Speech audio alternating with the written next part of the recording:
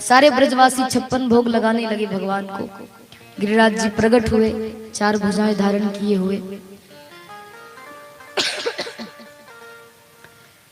भोग लगाने लगे सभी।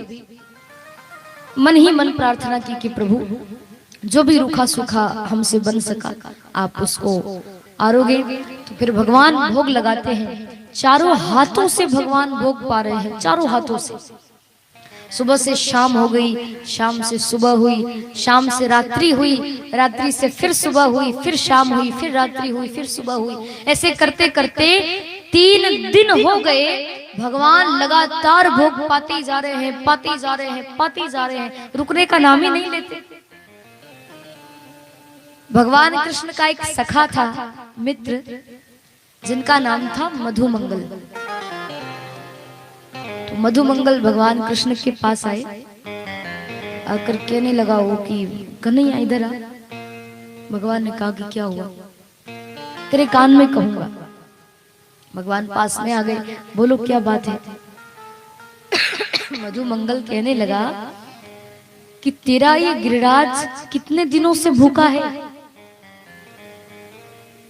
भगवान कृष्ण कहने लगे कि ऐसा क्यों कह रहे हो भैया?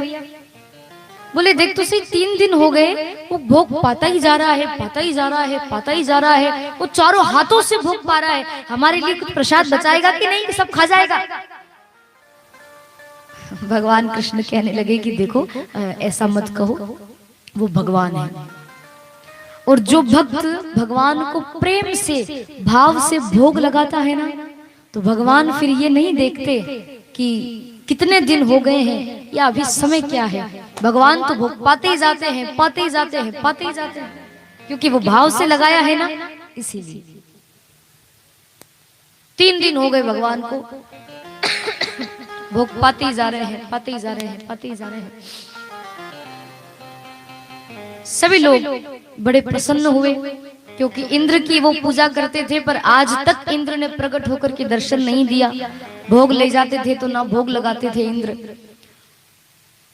तो गिरिराज जी का दर्शन करके सब बड़े प्रसन्न हुए। जोर जोर से सभी लोग जयकारा लगाने लगे, बोली गोवर्धन नाथ भगवान की जय, गिरिराज महाराज की जय। जोर जोर से जयकारा लगने लगा। जयकारे की आवाज इंद्र को सुनाई दी। इंद्र ने अपने सैनिकों से कहा कि जयकारा बड़ी जोर जोर से लग रहा है, किसके नाम का लग रहा है? जाओ देख करके आओ। सैनिक गए, इतने में नारद जी वहां आ गए। नारद जी आकर कहने लगे कि इंद्र तुम्हें पता है ब्रजवासियों ने तुम्हारी पूजा तो छोड़ दी, और वो जो कन्हैया है ना, वो भगवान बन के बैठा है। उसने तुम्हारी पूजा तो छुड़वा दी सबसे, पर वो खुद भगवान बन के बैठा है, उसकी पूजा करवा रहा है। सैनिक आए, उन्होंने भी आकर कहा कि महाराज कोई बालक है, तो सब उसके नाम का जय जयकारा लगा रहे हैं। इंद्र को बड़ा क्रोध आया, मेघमालाओं को आदेश दिया, जाओ जाओ ब्रजमंडल में जाओ, ऐसी वर्षा करो, ऐसी वर्षा करो, ऐसी बारिश करो, पूरा ब्रजमंडल डूब जाए, एक भी गांव या एक भी कोई मकान दिखना नहीं चाहिए, सब डूब जाए। ब्रजमंडल में तो बहुत सारे गांव थे, वृंदावन, गोकुल, सब। इतनी बारिश हुई, इतनी बारिश हुई, डूबने लगा सब, पूरा गांव डूबने लगा। सारे लोग कहने लगे अरे कन्हैया बचा, देख हमने तो पहले ही कहा था कि इंद्र कुछ ना कुछ गड़बड़ी जरूर करेगा, अब कर दी ना उसने गड़बड़ी। भगवान कहने लगे चिंता मत करो, गिरिराज जी हैं वो हमारी रक्षा करेंगे। तो उसी समय भगवान 7 वर्ष के हैं, 7 साल के हैं। 7 वर्ष के कन्हैया ने अपनी छोटी सी उंगली के नाखून पर उस 7 कोस लंबे चौड़े बहुत बड़े गिरिराज पर्वत को भगवान ने छोटी सी उंगली के नाखून पर धारण कर लिया। सब ब्रजवासियों से कहा कि सब इसके नीचे आ जाओ, तो सब उस पर्वत के नीचे आ गए। भगवान के जो शेष नाग हैं उन्होंने बांध बनाया, तो जो पानी गिरा वो वहीं का वहीं रहा, आगे नहीं बढ़ा। भगवान के सुदर्शन चक्र एक स्थान पर बैठ गए, जोर जोर से घूमने लगे। जितना पानी गिरा इकट्ठा हुआ और वहीं पर सूख गया। ऐसे भगवान ने सब ब्रजवासियों की रक्षा की।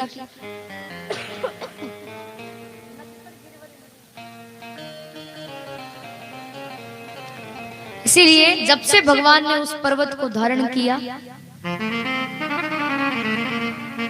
तब से सभी भक्त गाने लगे। क्या आप लोग भी हमारे साथ गाएं ताली बजाकर। हो नख पर गिरवर लीन हो धार, कन्हैया मेरो वारो। नख पर गिरवर लीनो धार, कन्हैया मेरो वारो। नख पर गिरवर लीन हो धार, कन्हैया मेरो वारो। नख पर गिरवर लीनो धार, कन्हैया मेरो वारो। कन्हैया मेरो वारो, यो लाला मेरो वारो। कन्हैया मेरो वारो, यो लाला मेरो वारो। हो कन्हैया मेरो वारो, यो लाला मेरो वारो। कन्हैया मेरो वारो, यो लाला मेरो वारो। नख पर नख पर नख पर गिरवर लीन हो धार, कन्हैया मेरो वारो। नख पर गिरवर लीनो धार, कन्हैया मेरो। और जिनको नाचना है वो नाचे।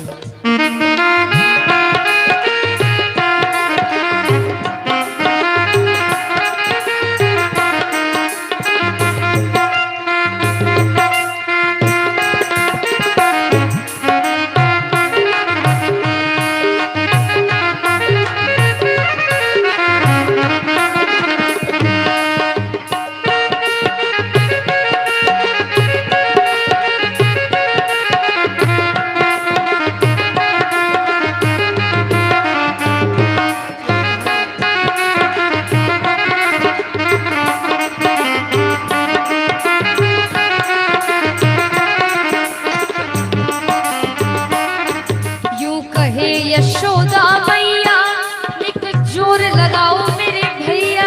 यूं कहे यशोदा मैया, नित जोर लगाओ मोरे भैया।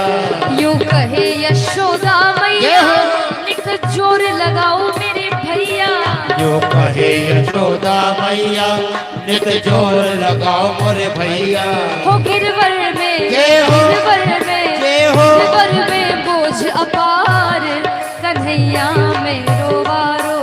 गिरवर में बोझ अपार, कन्हैया मेरो वारो। नख पर गिरवर लीन हो धार, कन्हैया मेरो वारो। नख पर गिरवर लीनो धार, कन्हैया मेरो वारो। ताली बजाइए।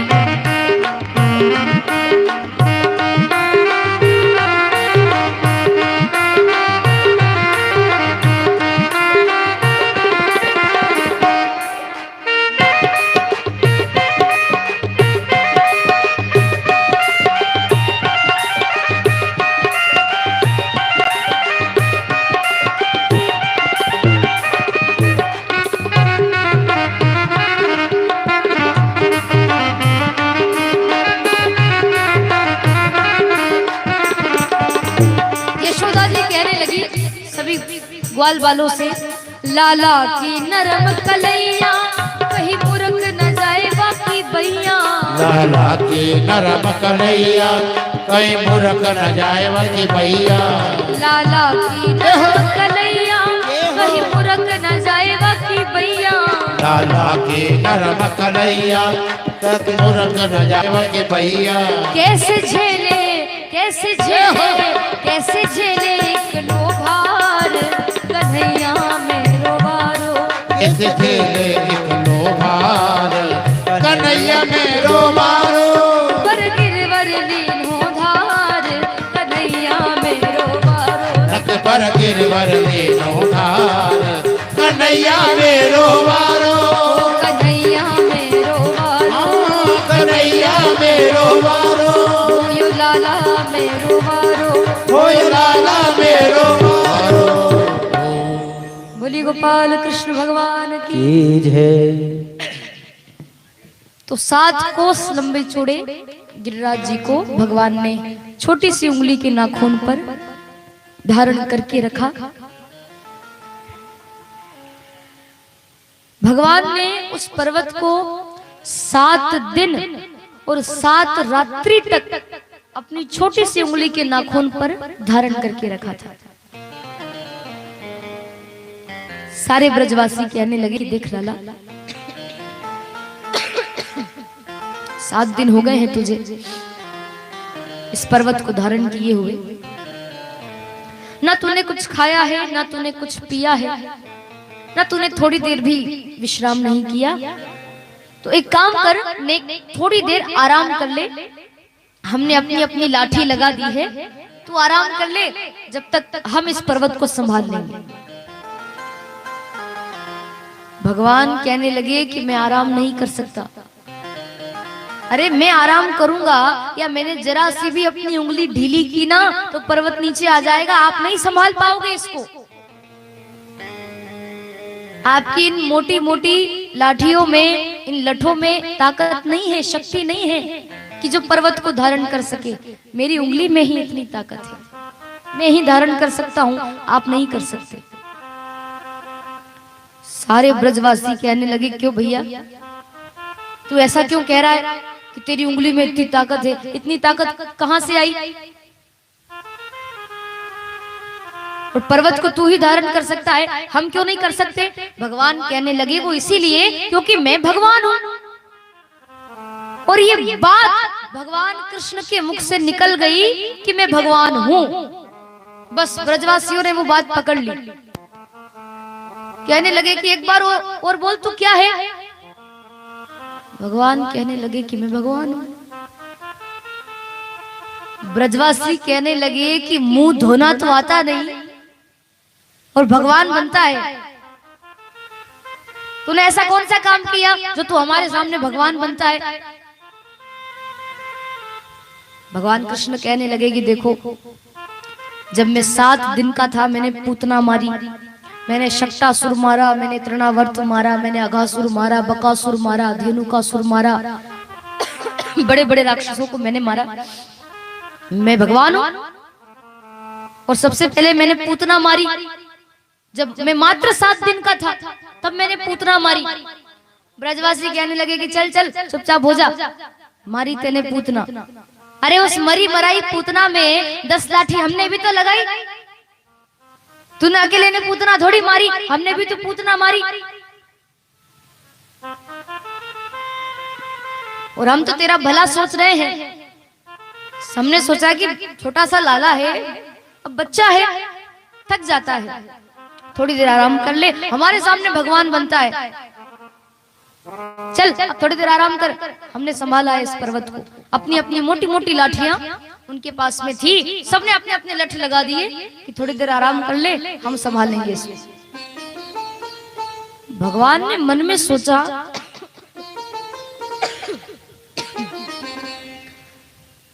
कि जब तक मैं उंगली को नहीं हटाऊंगा ये मानने वाले हैं नहीं। ब्रजवासी तो मेरे ही हैं, मेरे ही गांव के हैं।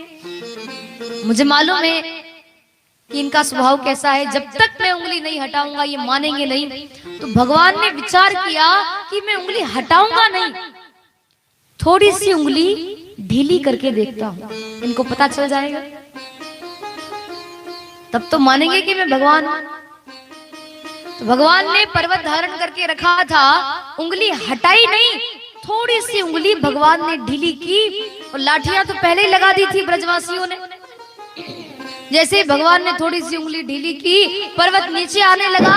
जो मोटी मोटी लाठियां थी वो चट चट चट करके सब टूट गई। पर्वत नीचे आने लगा और नीचे आने लगा, सब चिल्लाने लगे, अरे कन्हैया संभाल, अरे लाला देख, अरे कन्हैया संभाल।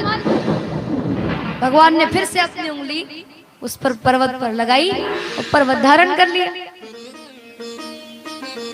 सारे ब्रजवासी कहने लगे कि बाप रे, क्यों रे लाला, तू आखिर है कौन? आज तो तुझे बताना ही पड़ेगा कि तू है कौन। भगवान मन में सोचने लगे कि लो, इनसे पहले ही कहा था कि मैं भगवान हूं, तो कह रहे थे कि मुंह धोना तो आता नहीं, और भगवान बनता है और अब पूछ रहे कि बता तो है कौन, क्या बताऊं? सारे ब्रजवासी कहने लगे कि लाला आज तो तुझे बताना ही पड़ेगा कि इतनी शक्ति, इतनी ताकत तेरे अंदर कहां से आ गई,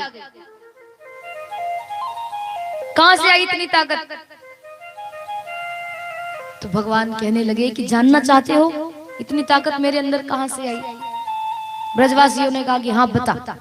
हमारी मोटी मोटी लाठियां टूट गई, पर तेरी छोटी सी उंगली में इतनी ताकत कहां से आई कि इतना बड़ा पर्वत तूने धारण कर लिया, बता। भगवान कहने लगे कि सुनो, जब मैं इस पर्वत को धारण करके खड़ा था ना, आप सभी मुझे टकटकी लगा करके देख रहे थे, और जब जब भी आप मुझे गौर से देखते हो ना, आपके शरीर के अंदर की सारी शक्ति मेरी छोटी सी उंगली में आ गई और मैंने पर्वत धारण कर लिया।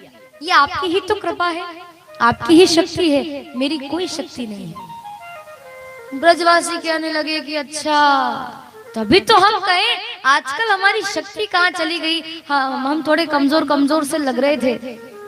भगवान ने कहा कि हाँ ये आपकी शक्ति है, आपकी ताकत है। 7 दिन और 7 रात्रि तक 7 कोस लंबे चौड़े गिरिराज जी को भगवान ने छोटी सी उंगली के नाखून पर धारण करके रखा, और भगवान भी 7 वर्ष के हैं। सभी लोग जोर जोर से जयकारा लगाने लगे। इंद्र ने सैनिकों से कहा कि जाओ ब्रजमंडल में जाकर देखो, पूरा वृंदावन यदि डूब गया हो, पूरा ब्रजमंडल डूब गया हो तो फिर वर्षा बंद करवा दो। सैनिक गए, जाकर देखा, मूसलाधार बारिश करवाई थी इंद्र ने, पर भगवान की कृपा से एक बूंद भी पानी ब्रजमंडल में नहीं था, एक बूंद भी। धूल उड़ रही थी वहां तो। सैनिकों ने जाकर के बताया, महाराज आपने इतनी बारिश करवाई, वहां तो एक बूंद भी पानी नहीं है। इंद्र कहने लगा ऐसा कैसे हो सकता है, मैंने इतनी वर्षा करवाई, आखिर उनकी रक्षा किसने की? ध्यान लगा करके देखा तो देखो तो सही वो बालक कौन है।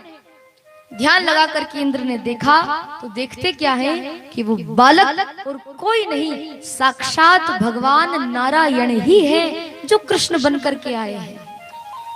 इंद्र आया, इंद्र ने आकर के भगवान से क्षमा मांगी, चरणों में गिर पड़ा, त्राही माम, क्षमा करो प्रभु, क्षमा करो, गलती होगी। भगवान तो बड़े दयालु हैं,